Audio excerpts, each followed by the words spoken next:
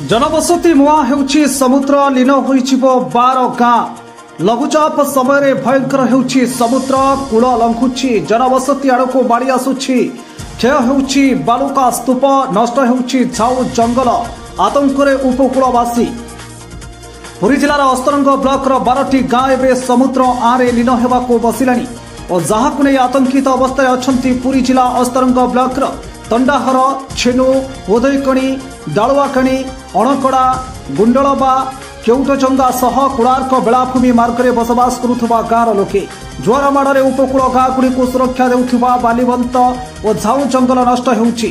झाऊ गछगुड़िक पुणी समुद्र गर्भरे लीन हेलानी जार प्रमाण समुद्र कूल पड़ रही सुखिला झाऊ गछ।